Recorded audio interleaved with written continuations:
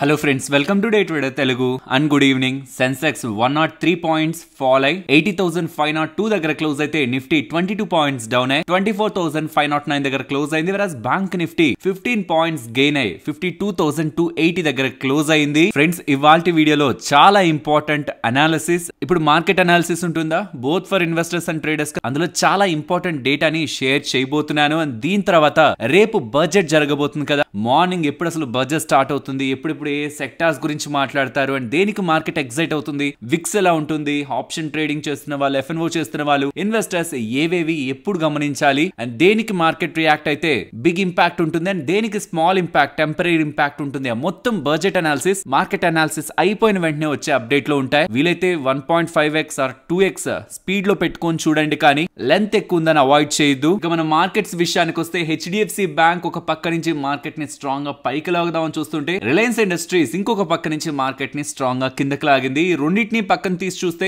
Market ఇవాళ neutral గానే ఉంది. ఏమో గొప్పగా పెరగడానికి పడిపోవడానికి స్టాక్స్ లో పెద్ద రియాక్షన్ లేదు. ఇదంతా అయిపోయాక మాట్లాడుకుంటే, కానీ ఓపెనింగ్ టైంలో ఎలా ఉంది, నిన్న క్లోజింగ్ దగ్గర నుంచి ఒక గుడ్ గ్యాప్ డౌన్, అక్కడి నుంచి ఫర్దర్ ఫాల్ అండ్ అక్కడి నుంచి ఒక స్ట్రాంగ్ రికవరీ. 360 వరకు ఫాల్ అయిన నిఫ్టీ 600 వరకు ర్యాలీ అయిపోయింది. ఎలా ఉంది వోల్టాలిటీ, గ్యాప్ డౌన్, ఫాల్, తర్వాత రికవరీ, తర్వాత ఫాల్. ఇదే నేను రీసెంట్ టైమ్స్ లో చెప్తూ వచ్చింది. బడ్జెట్ అంటేనే వోలటాలిటీ, కానీ అదే బడ్జెట్ డే రోజే ఉండదు. దానికి ముందు 3-4 ట్రేడింగ్ సెషన్స్ ఉంటుంది అండ్ అయిపోయిన తర్వాత కూడా అగైన్ మళ్ళీ అండర్లైన్ చేసి మరీ చెప్తున్నాను, అయిపోయిన తర్వాత కూడా బడ్జెట్ 23rd అయిపోయిందంటే అక్కడితో ఎండ్ అనుకోవద్దు. 23rd కూడా మీకు నేను నెక్స్ట్ అనాలిసిస్ లో చెప్తాను ఏ టైం నుంచి బడ్జెట్ స్టార్ట్ అవుతుంది, ఎప్పుడు ఎండ్ అవుతుందని. బట్ దాని తర్వాత కూడా వోల్టాలిటీ ఉంటుంది అండ్ తర్వాత 3-4 ట్రేడింగ్ సెషన్స్ వరకు కూడా ఎంటైర్ వీక్ అంతా కూడా, బికాస్ బడ్జెట్ అయిపోయి 23rd అయితే 24, 25, 26 ఈ 3 ట్రేడింగ్ సెషన్స్ వరకు కూడా మార్కెట్ లో వోలటాలిటీ ఉంటుందనే విషయాన్ని, ఇలాంటి వోలటాలిటీ ఎగ్జాక్ట్ గా కాకపోయినా 1 డే ఆర్ 2 డే లేకపోయినా మిగతా రోజుల్లో most of the days budget days లో, బడ్జెట్ కి ముందు 3-4 trading sessions and after budget 3-4 trading sessions ఎప్పుడు వోల్టాలిటీ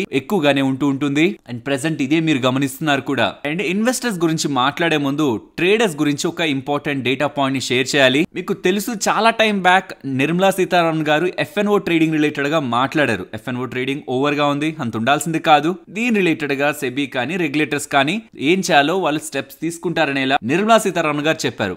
దీని అలా పక్కన ఉంచండి. ఇక్కడి నుంచి కొద్ది రోజుల క్రితం ఆర్బీఐ గవర్నర్ శక్తికాంత్ దాస్ గారు బ్యాంక్స్ నుంచి డబ్బులు స్టాక్ మార్కెట్ లోకి వెళ్ళిపోతుంది, మ్యూచువల్ ఫండ్స్ లోకి వెళ్ళిపోతుంది. దీని కారణంగా లిక్విడిటీ బ్యాంక్స్ లో, మనకి సేవింగ్స్ అకౌంట్ లో, కరెంట్ అకౌంట్ లో, ఫిక్స్డ్ డిపాజిట్ లో డబ్బులు ఉంటేనే కదా బ్యాంక్స్ కి సంబంధించిన లిక్విడిటీ బాగుంటుంది. ఇది బ్యాంక్స్ ఒక లిక్విడిటీని దెబ్బతీస్తుంది. ఏదో రకంగా డిపాజిట్స్ ని పెంచుకోండి అని బ్యాంకింగ్ సిస్టమ్ కి ఒక బిగ్ అలర్ట్ లా ఆర్బీఐ గవర్నర్ గారు చెప్పారు. So first the trading opposite Nirmala Sitharaman గారు చెప్తున్నది, పర్టికులర్ గా ఎఫ్ఎన్ఓ ట్రేడింగ్ లో రీటైలర్స్ ఒక పార్టిసిపేషన్ ఎక్కువ అవుతుందని కన్సర్న్స్ ని వ్యక్తం చేశారు. తర్వాత ఆర్బీఐ గవర్నర్ గారు మనీ బ్యాంక్స్ నుంచి మ్యూచువల్ ఫండ్స్ లోకి ఫ్లో అవుతుండడం బ్యాంక్స్ కి రిస్క్ కాబట్టి బ్యాంక్స్ అలర్ట్ అవ్వాలని ఎలా చెప్తున్నారు. ఇక్కడ మార్కెట్ కి పాజిటివ్ ఉందా, నెగిటివ్ కూడా లేదు, బట్ పాజిటివ్ లేదు. బ్యాంక్స్ ని డిపాజిట్స్ పెంచుకోమని చెప్తున్నారంటే రీటైలర్స్ రిలేటెడ్ గా ఎక్కువ మనీని బ్యాంక్స్ లో, సేవింగ్స్ అకౌంట్ లో, కరెంట్ అకౌంట్ లో ఆర్ ఫిక్స్డ్ డిపాజిట్ లో ఉంచేలా ఏదో ఒక ప్లాన్స్ ని తీసుకొని, స్టెప్స్ ని తీసుకోనని బ్యాంక్స్ కి చెప్తున్నట్టు. ఇక్కడతో అయిపోయింది అనుకోకండి, ఇక్కడ మీకు వాల్యూమ్ ని పెట్టట్లేదు. ఇది ఆల్మోస్ట్ 55 మినిట్స్ దగ్గరగా ఉంటుంది. సెబీ చైర్మన్ గారు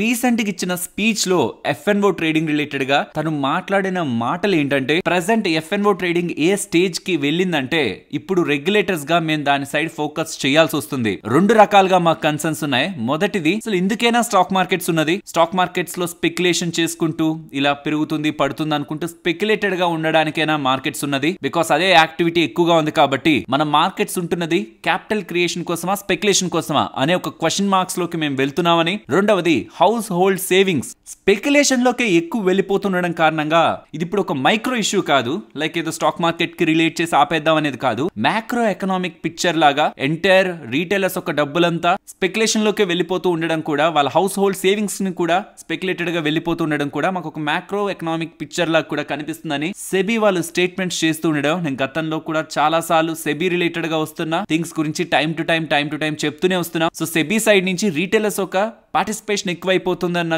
కన్సర్న్స్ చాలా టైం బ్యాక్ నుంచి వింటున్నాం. అక్కడ మనకు సర్ప్రైజ్ ఏం లేదు. ఇన్ఫాక్ట్ ఆర్బీఐ గవర్నర్ గారి స్టేట్మెంట్ ని కూడా సింగిల్ గా చూస్తున్నప్పుడు బ్యాంక్స్ దగ్గర నుంచి డబ్బులు మ్యూచువల్ ఫండ్ లోకి వెళ్ళిపోతున్నాయి, సో జాగ్రత్తగా బ్యాంక్స్ లో కూడా ఫండ్స్ ని పెంచుకోండి అని చెప్తున్నా సింగిల్ గా చూస్తుంటే, దాన్ని దేంతోనూ కోరిలేట్ చేయకుండా చూస్తుంటే ఇది కూడా పెద్ద అప్డేట్ కాదు. నిర్మలా సీతారామన్ గారు ఎఫ్ఎన్ఓ ట్రేడింగ్ గురించి మాట్లాడడం, and finally the most important economic survey. ఇది బడ్జెట్ కి ముందు ఒక రోజు ప్రవేశపెడతారు. రేపు బడ్జెట్ కదా, ఇవాళ ప్రవేశపెట్టారు. 1 PM అరౌండ్ మనకి ఇది ప్రవేశపెడతారు. అక్కడ ఆల్మోస్ట్ పారాగ్రాఫ్లనే ఎఫ్ఎన్ఓ ట్రేడింగ్ కి వదిలేశారు. డెరివేటివ్ ట్రేడింగ్ ఎంత పెద్ద మొత్తంలో జరుగుతుంది, ఇది ఏ రకంగా స్పెక్యులేషన్స్ ఇలా పెరగడం కారణంగా ఎకానమీ రిలేటెడ్ గా, మనీ రిలేటెడ్ గా ఎలాంటి ఇంపాక్ట్ చూపిస్తుంది అని, ఇన్వెస్టర్స్ డెరివేటివ్స్ లో మనీని నష్టపోతున్నారనే దాన్ని హైలైట్ చేసి, ఇప్పుడు గవర్నమెంట్ సైడ్ నుంచి, పాలసీ సైడ్ నుంచి కూడా ఈ అప్డేట్ వస్తుండేసరికి, ఎకనామిక్ సర్వేలో ఈ అప్డేట్ వస్తుండేసరికి, గతంలో నిర్మలా సీతారామన్ గారు మాట్లాడి అక్కడితో దాన్ని వదిలేదు, దాని మీద కన్సర్న్స్ ని స్టిల్ తను వ్యక్తం చేస్తున్నారనేలా ఇండైరెక్ట్ గా మనకి గవర్నమెంట్ సైడ్ నుంచి కూడా, రెగ్యులేటర్స్ వేరు, మనకి సెబీ కానీ ఆర్బీఐ కానీ వీళ్ళు రెగ్యులేటర్స్, వాళ్ళు సిస్టమ్ ని ఏదో రకంగా చేంజెస్ చేసి సపోర్ట్ చేయడమా లేకపోతే డిస్కరేజ్ చేయడమా చేస్తూ ఉంటారు. సపోర్ట్ చేయాలనుకుంటే ట్యాక్స్ తగ్గిస్తారు, ఇన్సెంటివైజ్ చేస్తారు, డిస్కరేజ్ చేయాలనుకుంటే ట్యాక్స్ పెంచుతారు. ఆర్బీఐ వాళ్ళైతే ఇంట్రెస్ట్ రేట్స్ రిలేటెడ్ గా ఏదో ఒక చేంజెస్ చేసి సపోర్టా డిస్కరేజా చేసేస్తారు. బట్ గవర్నమెంట్ సైడ్ నుంచి పాలసీ పరంగా ఏదైనా చేంజెస్ తెచ్చారనుకోండి, లైక్ నిర్మలా సీతారామన్ గారు ఏదైనా ఒక్క చేంజ్ తీసుకొచ్చినా అది ఎంటైర్ ఇండియా వైడ్ గా మొత్తం యాక్టివిటీని 1 day లో ఇంపాక్ట్ చేయగలదు. కాబట్టి ట్రేడర్స్, నేను ఇది మీకు నెక్స్ట్ బడ్జెట్ దాంట్లో కూడా చెప్పుంటాను, రేపు ఏ అప్డేట్ లేకపోవడం ట్రేడింగ్ పరంగా అదే పెద్ద పాజిటివ్, పెద్ద పెద్ద పెద్ద పాజిటివ్. ఎందుకు ఇంతలా చెప్తున్నానంటే, 4 వైపుల దగ్గర నుంచి ప్రతి ఒక్కరూ నెగిటివ్ గా మాట్లాడుతూ, ఫైనలీ ఎకనామిక్ సర్వేలో కూడా డెరివేటివ్ ట్రేడింగ్ పరంగా ఇంత నెగిటివిటీ ఉంటున్న టైంలో బడ్జెట్ లో ఎఫ్ఎన్ఓ ట్రేడింగ్ గురించి, దానిపై వేసే ట్యాక్స్ గురించి, ట్యాక్స్ స్ట్రక్చర్ గురించి ఏవి అప్డేట్స్ చేయకుండా యాజ్ ఇట్ ఈస్ గా అలా వదిలేయడం పెద్ద పాజిటివ్ ఎఫ్ఎన్ఓ ట్రేడర్స్ కి అండ్ ట్రేడర్స్ కి. సో జాగ్రత్త, రేపు దీని రిలేటెడ్ ఏదైనా ఒక బిగ్ చేంజ్ ఇస్తుంటే మాత్రం అది ఎలాంటి చేంజ్ అనే దాన్ని బట్టి మార్కెట్ లో ఇంపాక్ట్ సీరియస్ గా ఉంటుంది. వాటి గురించి నేను నెక్స్ట్ బడ్జెట్ రిలేటెడ్ గా అనాలిసిస్ అన్న దాంట్లో క్లియర్ గా ఎక్స్ప్లెయిన్ చేశాను. బికాస్ ఇవన్నీ కూడా దీంట్లోనే ఎక్స్ప్లెయిన్ చేస్తే ఇది ఇంకా ఎక్కడికో తీసుకువెళ్ళిపోతుంది మార్కెట్ అనాలిసిస్ ని. సో నేను అన్నెసరీగా ఇక్కడే టైం వేస్ట్ చేస్తున్నా అనుకుంటున్నారు, ట్రేడింగ్ గురించే చెప్తున్నా అనుకుంటున్నారు, కానీ కాదు, రెండింటిని మిక్స్ చేసే చెప్తాను, ఇన్వెస్టర్స్ అండ్ ట్రేడర్స్. బట్ ఒకటిగా చెప్పడం వల్ల అది ట్రేడింగ్ అనేలా పోర్ట్రే అవుతుంది కాబట్టి డివైడ్ చేస్తున్నాను ఈసారి నుంచి టాపిక్స్. అది మీకు న్యూస్ టాపిక్స్ లోనే కవర్ చేస్తాను. ఐ హోప్ మీకు అర్థమైందని. ఆర్బీఐ సైడ్ నుంచి ఆర్బీఐ గవర్నర్ గారి కన్సర్న్స్, సెబీ సైడ్ నుంచి సెబీ చైర్మన్ గారి కన్సర్న్స్, ఇది లేటెస్ట్ కన్సర్న్స్, లాస్ట్ మన మార్కెట్ క్లోజ్ అయిందా అప్పటి కన్సర్న్స్, నిర్మలా సీతారామన్ గారి concerns, and finally government of India ప్రవేశపెట్టిన ఎకనామిక్ సర్వేలో కూడా ఎఫ్ఎన్ఓ ట్రేడింగ్, డెరివేటివ్ ట్రేడింగ్ పరంగా హైలైట్ చేసి పారాగ్రాఫ్లని ఇస్తూ దానికి ఇంపార్టెన్స్ ఇస్తూ ఉండడం, రేపు బడ్జెట్ లో ఎలాంటి అప్డేట్ నిర్మలా సీతారామన్ గారి సైడ్ నుంచి ఉంటుందనేది ఎఫ్ఎన్ఓ ట్రేడర్స్, నార్మల్ ట్రేడర్స్ అందరూ కూడా జాగ్రత్తగా గమనించాల్సిన అంశం. ఈవెన్ ఇన్వెస్టర్స్ రిలేటెడ్ గా కూడా ఏవి గమనించాలనేది నెక్స్ట్ బడ్జెట్ అనాలిసిస్ దాంట్లో మాట్లాడుకుందాం. ఎంటైర్ బడ్జెట్ గురించి టోటల్ డిస్కషన్ ఉంటుంది, అందులో మిస్ అవ్వద్దు. అండ్ దీనికి తోడు ఫేమస్ ఇన్వెస్టర్స్ కూడా, విజయ్ కేడియా గారిని చాలా టైం బ్యాక్ మీరు వినే ఉంటారు, ఎఫ్ఎన్ఓ ట్రేడింగ్ అయితే కంప్లీట్ గా బ్యాన్ చేయాలని చెప్పారు తను. ఇప్పుడు మధుకేలా గారు, తను కూడా మార్కెట్ లో one of the famous investor, తను కూడా ఎఫ్ఎన్ఓ ట్రేడింగ్ రిలేటెడ్ గా పెరిగిపోతున్న యాక్టివిటీ గురించి కన్సర్న్స్ ని వ్యక్తం చేస్తూ ఉండడం కూడా, ఇది ఎలా అవుతుందంటే, సపోజ్ బయట ఏదైనా ఇన్సిడెంట్ జరిగింది అనుకోండి, మీడియాలో కానీ ప్రజల్లో కానీ ఎక్కువగా దాని గురించి మాట్లాడుతూ, దాని గురించి ఏదైనా స్టేట్మెంట్స్ కనిపిస్తూ ఉంటే, దానికి జడ్జిమెంట్ ఇచ్చే వాళ్ళపైన, జడ్జిల పైన కూడా కొంత ప్రెషర్ ఉంటుంది. అది కొన్ని మూవీస్ లో కూడా దాన్ని చూపించారు. సో ఎప్పుడైతే ప్రతి ఒక్కరూ దాని గురించి నెగిటివ్ గా మాట్లాడుతూ ఉంటారో, అది ప్రెషర్ పెంచి ఏదో ఒక స్టెప్ తీసుకునే విధంగా అయితే వెళ్తుంది. బట్ నా ఒక ఒపీనియన్ ఏంటంటే, స్టెప్స్ అన్ని, నెగిటివ్ స్టెప్స్ అన్ని ఒకేసారి తీసుకునే బదులు ఒక్కొక్క స్టెప్ తీసుకుంటూ వెళ్ళి వస్తున్న డేటాని బట్టి ఎంతవరకు మార్కెట్ ఇంపాక్ట్ అయిందో తెలుసుకోవడం బెటర్. ప్రాబ్లం అంతా ఈ ఎఫ్ఎన్ఓ ట్రేడింగ్ ని ఇంతలా ఫోకస్ చేయడానికి, ఇంతలా జరగడానికి ప్రధానమైన కారణం అంతా ఈ డైలీ ఎక్స్పైరీల ద్వారా వచ్చింది. అది ఒక్కటి తీసేసి ఒక 2-3 నెలలు ఆగి తర్వాత వస్తున్న డేటాను చూసామంటే మాత్రం ఎఫ్ఎన్ఓ ట్రేడింగ్ ఎంత డ్రాస్టిక్ గా తగ్గిందనేది తెలుస్తుంది. బికాస్ ఇక్కడ ఒక పర్సనే అంతకుముందు నెలకు ఒకసారి ఎక్స్పైరీ చేసేవాడు, ఇప్పుడు రోజు చేస్తున్నాడు, అదే 23-24 రెట్లు పెరిగినట్టు. అది తగ్గిపోతుంది. ఫస్ట్ చూసారా, ఇలా డైలీ ఎక్స్పైరీస్ తెచ్చి ట్రేడర్స్ ని ఎంకరేజ్ చేద్దాం అనుకున్నారు ఎక్స్చేంజెస్, బట్ ఫైనలీ వాళ్ళకి డామేజ్ చేసుకున్నారు. అండ్ ఎంటైర్ ఎకో సిస్టమ్ కూడా ఎక్స్చేంజెస్ తీసుకొచ్చిన ఈ డైలీ ఎక్స్పైరీస్ అందరి దృష్టి దీని సైడ్ పడేలా, not only regulators like RBI, SEBI, వీళ్ళే కాదు, ఫేమస్ ఇన్వెస్టర్స్ మాట్లాడుతున్నారు. ఈవెన్ నిర్మలా సీతారామన్ గారు, ఈవెన్ గవర్నమెంట్ సైడ్ నుంచి కూడా అఫీషియల్ గా ఎకనామిక్ సర్వేలో కూడా వస్తున్నాయి. లెట్స్ సీ రేపు నిర్మలా సీతారామన్ గారు ఎటువంటి స్టెప్స్ తీసుకుంటారో. అండ్ మీ అభిప్రాయాలను కూడా కామెంట్ సెక్షన్ లో చెప్పండి. నిర్మలా సీతారామన్ గారు స్టెప్స్ తీసుకుంటారా, లేదు సెబీ నుంచే స్టెప్స్ వస్తాయంటున్నారు కాబట్టి లాట్ సైజ్ పెంచడం, నెంబర్ ఆఫ్ ఎక్స్పైరీస్ తగ్గించడం, సెబీకే కంప్లీట్ గా దాన్ని వదిలేసి సెబీ వాళ్ళు స్టెప్స్ తీసుకున్నాక ఇక కంట్రోల్ అవుతుంది, మన ఇంటర్వెన్షన్ అవసరం లేదు, పాలసీ రిలేటెడ్ గా ఎటువంటి చేంజెస్ ఫ్రమ్ గవర్నమెంట్ సైడ్ నుంచి అవసరం లేదని మీరు అనుకుంటున్నారా? నేనైతే అలా కామ్ గా వదిలేస్తారని అనుకుంటున్నాను. బికాస్ నేను పాజిటివ్ గా చూస్తున్నాను కాబట్టి సెబీ తీసుకునే స్టెప్స్ సరిపోతాయి అనుకుంటున్నాను. బట్ పాలసీ పరంగా ఏదైనా చేంజెస్ తీసుకొచ్చి పెద్ద మొత్తంలో ట్యాక్స్ గురించి ఏమైనా చేంజ్ చేశారంటే మాత్రం అదొక big update for the entire trading community అనే చూడాలి. మీ అభిప్రాయాలను కూడా కామెంట్ సెక్షన్ లో చెప్పండి. అండ్ ఈ రీసెంట్ టైమ్స్ లో మార్కెట్ కొంత ఫాల్ అయ్యేసరికి సోషల్ మీడియాలో చాలా బజ్ అయితే చూస్తున్నాను. ఇక మార్కెట్ చాలా పడిపోతుందని, బిగ్ క్రాష్ అవడానికి పాసిబిలిటీ ఉంటుందని రీజన్స్ లాజిక్స్ చెప్తున్నారు. ఫ్రెండ్స్, ఎప్పుడైనా ఎవరైనా ఏదైనా చెప్తున్నప్పుడు నేనైతే నాకే వ్యూ ఉంటున్నా, లైక్ నాకు పాజిటివ్ ఉంటున్నా, నెగిటివ్ గా ఎవరైనా చెప్తున్నారు అనుకోండి, వాళ్ళు చెప్తున్నారు నిజంగా నేను లాజిక్స్ చూడడానికే ప్రయత్నిస్తాను. బికాస్ అల్టిమేట్ గా ఏ ఒక్కరిది కంప్లీట్ నాలెడ్జ్ ఉండదు. అవతల వ్యక్తి కూడా చెప్తున్న 10 పాయింట్లు 1-2 పాయింట్లు మనకు యాడ్ అయినా చాలు, ఎప్పుడు మనం అలర్ట్ అవ్వాలో మనకు అర్థం అవుతుంది. ఇప్పుడు నెగిటివ్ గా చెప్తున్న ప్రాస్పెక్ట్స్ ఏమేమి ఉన్నాయి, మార్కెట్ భారీగా పెరిగింది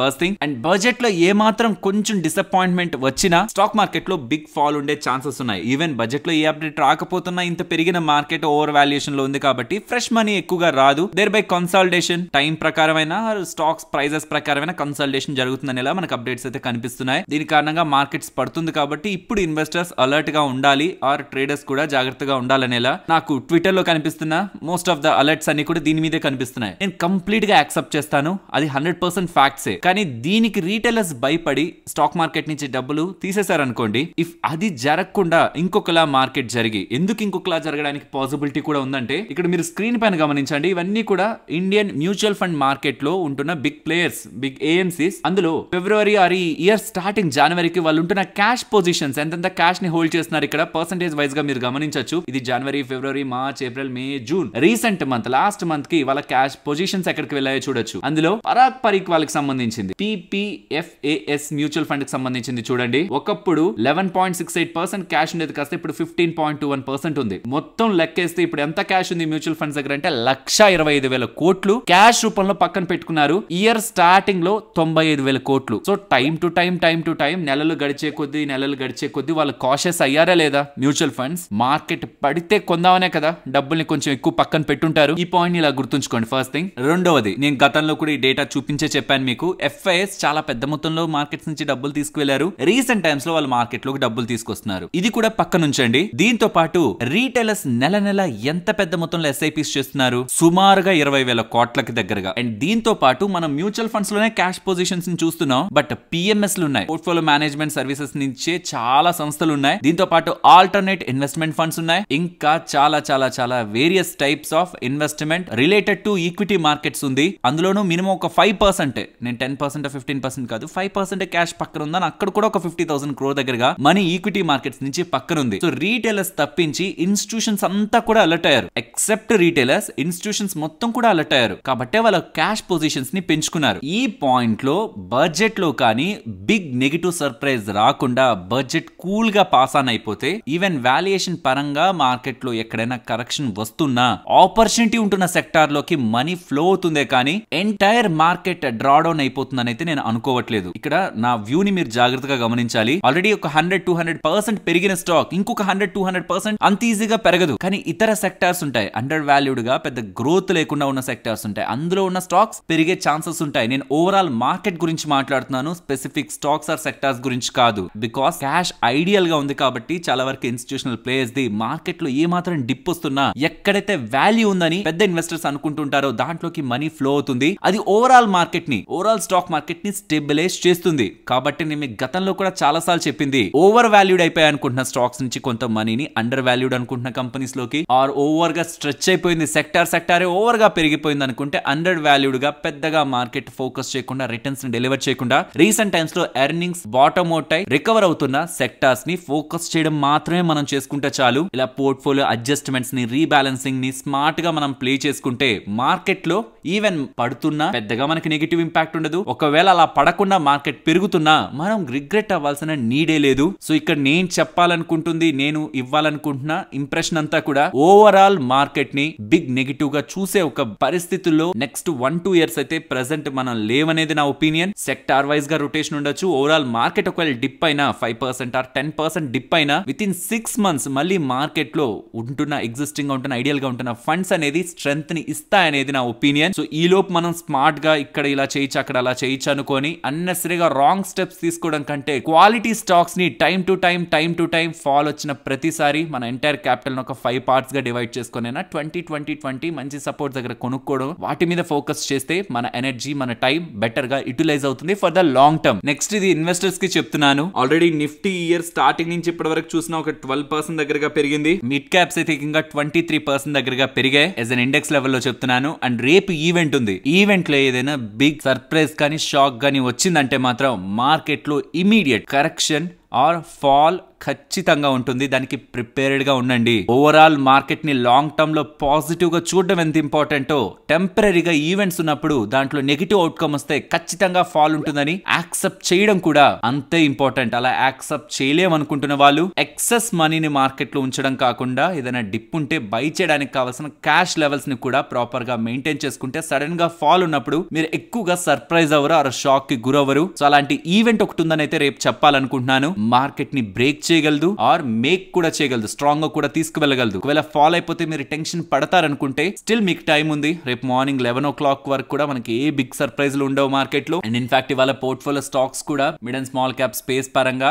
ఆల్మోస్ట్ 1%, 1.3% దగ్గరగా పెరిగాయి. కాబట్టి ఇఫ్ ఇన్ కేస్ మీరు ఈవెంట్ ని నెగిటివ్ గా చూడలేరు, ఫాల్ అయితే అది తీసుకోలేరు అనుకుంటే మాత్రం క్యాష్ లెవెల్స్ ని పోర్ట్ఫోలియో లెవెల్లో మీరు కూడా యాజ్ లైక్ ఇన్స్టిట్యూషన్స్ మెయింటైన్ చేసుకునే ప్రయత్నం చేయండి. సో కాబట్టి లాంగ్ టర్మ్ జర్నీ మీది నెక్స్ట్ 5 years, 10 years, 15, 20 years ఏదైనా సరే అలా జరుగుతున్నప్పుడు ప్రతి ఈవెంట్ కి మీరు ప్రిపేర్డ్ గా లేరంటే, ఫాల్ కి ప్రిపేర్డ్ గా లేరంటే, ఆ ఫాల్ అయినప్పుడు సడన్ గా స్ట్రెస్ కి గురై రాంగ్ డెసిషన్స్ తీసుకునే తప్పు చాలా మంది ఇన్వెస్టర్స్ చేస్తుంటారు. So always be prepared for a big fall. అలా జరిగితే డబ్బులుంటే కొనడం, డబ్బులు లేకపోతే అలా వదిలేయడం. మనం చేయాల్సిందంతా బై చేసి సెల్ చేయడం కంటే, బై చేస్తున్నప్పుడు ఎలాంటి మంచి స్టాక్ ని బై చేస్తున్నాం, సెల్ చేస్తున్నప్పుడు ఏ రీజన్ తో సెల్ చేస్తున్నాం, ఈ రెండు మాత్రం మైండ్ లో ఉంచుకుంటే చాలు. అన్నెసరిగా ఈవెంట్స్ కి రియాక్ట్ అవ్వాల్సిన నీడ్ లేదు. నెక్స్ట్ ఏ ఈవెంట్స్ ఉన్నాయి కమింగ్ టైమ్స్ లో, ఈ బడ్జెట్ అయిపోయిన తర్వాత జూలై 23rd అయిపోయిన తర్వాత ఏ ఈవెంట్స్ ఉన్నాయనేది చూస్తే, జూలై 25th మన మార్కెట్స్ క్లోజ్ అయ్యాక యూఎస్ కి సంబంధించిన ఇనిషియల్ జాబ్లెస్ క్లెయిమ్స్ వస్తుంది. అది పెద్ద ఇంపార్టెంట్ ఏం కాదు. అదే 25th మార్కెట్ క్లోజ్ అయ్యాక జీడిపి డేటా యూఎస్ కి సంబంధించింది Q2 డేటా వస్తుంది. అది కొంచెం important but not for hour market, US markets. But July 26th వచ్చే డేటా, మార్కెట్స్ క్లోజ్ అయ్యాక వచ్చే డేటా యూఎస్ కోర్ PCE, మీకు చెప్పే ఉంటాను కదా గతంలో చాలా సార్లు, CPI data, PCE data, jobs data, monthly jobs data, weekly jobless claims లేకపోతే వీక్లీ జాబ్స్ రిపోర్ట్ డేటానో కాదు, CPI data, main inflation data, PCE data, మన పర్సనల్ కన్సంప్షన్ రిలేటెడ్ గా ఉంటున్న డేటా. ఇవి రెండు యూఎస్ కి సంబంధించి వస్తున్నవి. ఇన్ఫ్లేషన్ పరంగా చూడాల్సిన మెయిన్ పాయింట్స్ అండ్ ఎకానమీ ఎలా ఉందని తెలుసుకోవడానికి మంత్లీ జాబ్స్ డేటా. ఇవి ఎలా ఉంటున్నాయనే దాన్ని బట్టి ఫెడ్ చైర్మన్ గారు వడ్డీ రేట్ల డెసిషన్ తీసుకుంటారు. కాబట్టి జూలై 26th రాబోతున్న PCE డేటాని జాగ్రత్తగా గమనించాలి మనం. And July 31st fed meeting related గా అవుట్కమ్ ఉందన్న విషయాన్ని కూడా మనం గుర్తుంచుకోవాలి. అండ్ రేట్ కట్స్ అయితే ఉంటాయని మార్కెట్ ఎక్స్పెక్ట్ చేయట్లేదు. బట్ ఉంటే అదొక బిగ్ పాజిటివ్, లేకపోతుంటే పెద్ద నెగిటివ్ సర్ప్రైజ్ కూడా ఏం కాదు.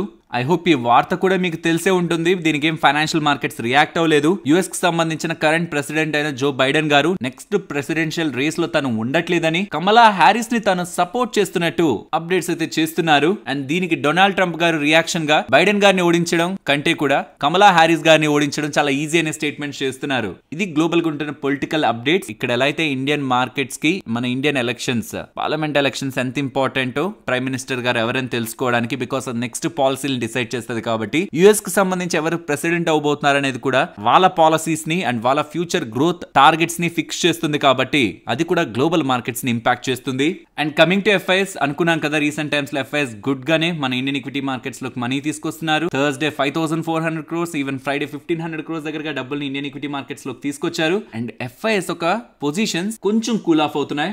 నియర్లీ 3.8 lakh కాంట్రాక్ట్స్ దగ్గరగా హోల్డ్ చేస్తున్న వాళ్ళు కాస్త ఇప్పుడు 3.58 lakh కాంట్రాక్ట్స్ మాత్రమే ఫ్యూచర్ సైడ్ పాజిటివ్ గా హోల్డ్ చేస్తున్నారు విత్ 79% లాంగ్ హోల్డింగ్. పర్సనల్ గా నాకైతే మార్కెట్ కొంత ఎక్స్ట్రీమ్ వాల్యుయేషన్స్ లోనే బడ్జెట్ ని హిట్ చేస్తున్నట్లయితే కనిపిస్తుంది. ఇంకొంచెం కరెక్ట్ అయింటే బెటర్ గా ఉండేదేమో. ఇంకొక 2% ఆర్ అట్లీస్ట్ ఒక 3% అయినా మార్కెట్స్ కొంచెం కరెక్ట్ అయింటే బడ్జెట్ లో ఏదైనా చిన్న షాక్ ఉన్నా దాన్ని ఈజీగా అబ్జార్బ్ చేసుకోగలవు. బట్ ఇంచుమించు మార్కెట్స్ ఆల్ టైమ్ హైస్ దగ్గరగానే కదా ఉన్నాయి. పెద్దగా ఏం ఫాల్ లేదు, 1.5% కూడా లేదు నిఫ్టీలో. లెట్స్ హోప్ అంత బిగ్ షాక్ ఏం బడ్జెట్ లో రాకూడదని. ఒకవేళ వస్తుంటే మాత్రం ఇప్పుడుంటున్న point, because all time hike దగ్గరగా ఉన్నాం కాబట్టి కొంచెం డీసెంట్ కరెక్షన్ మార్కెట్ లో ఎక్స్పెక్ట్ చేయొచ్చు. ఇందాక నేను చెప్పినట్లు కొంచెం ప్రిపేర్డ్ గా ఉండాలి ఇన్వెస్టర్స్. ఇఫ్ ఇన్ కేస్ అలా ఫాలో అవుతుంటే నెక్స్ట్ ప్లాన్ ఆఫ్ యాక్షన్ ఏంటి అని మెంటల్ గా ప్రిపేర్ అయి ఉంటే ఆ టైంలో అన్నెసరీగా రాంగ్ డెసిషన్స్ తీసుకోరు. Coming to traders, personally strong గా మళ్ళీ చెప్తున్నాను, రేపు జాగ్రత్తగా ఉండండి, మార్కెట్స్ నుంచి పక్కన ఉండండి. అండ్ తర్వాత 3 ట్రేడింగ్ సెషన్స్ వరకు కూడా మార్కెట్ ని హాలిడేస్ గా ప్రకటించుకోండి. చాలా ఛానల్స్ మీకు స్ట్రాటజీ అని లేకపోతే ఆ టైంలో ఇలా చేయండి చేయొచ్చు అలా చేయొచ్చు అని చెప్తూ ఉంటారు. అవి ఫాలో అయ్యే వాళ్ళని ఎలాగో నేను ఆపలేను, బట్ పర్సనల్ గా నేను చెప్తే ఒక మాట వింటారు. బిగినర్ ని నాకు హెడేక్ వద్దు, నేను ఏవైతే ఇంతవరకు మార్కెట్ లో నేర్చుకున్నానో అది అప్లై అవ్వాలి.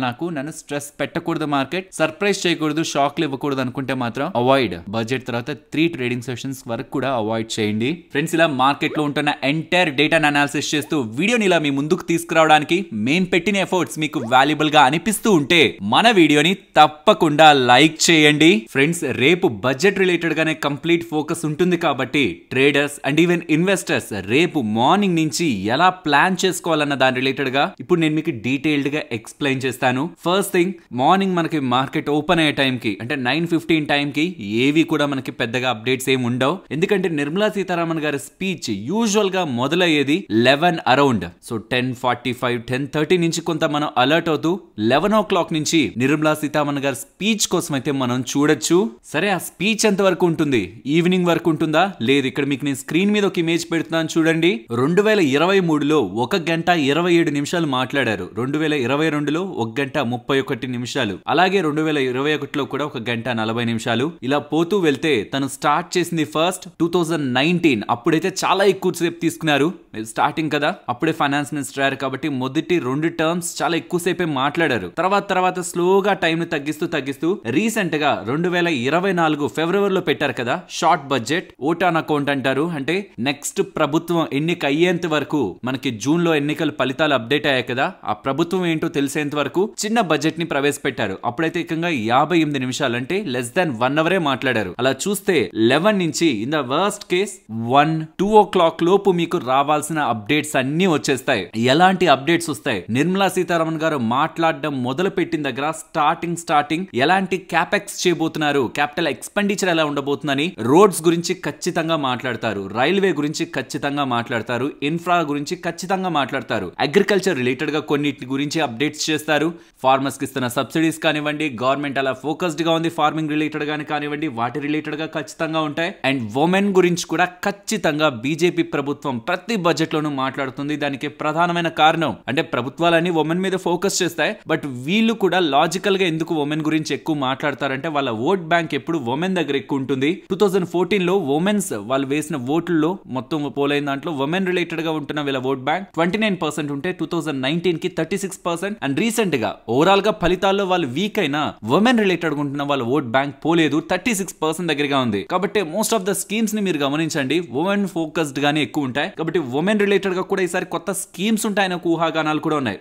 వేటి దగ్గర కూడా మార్కెట్ లో ఎగ్జైట్మెంట్ ఆర్ ఒక బిగ్ సర్ప్రైజ్, సడన్ షాక్ ఎక్కడ కూడా ఉండవు. నేను విక్స్ గురించి తర్వాత మాట్లాడతాను. FNO చేస్తున్న వాళ్ళు ఆ టాపిక్ ని బాగా గమనించండి. ఇక్కడ ఇన్వెస్టర్స్ గురించి మాట్లాడుతున్నాను.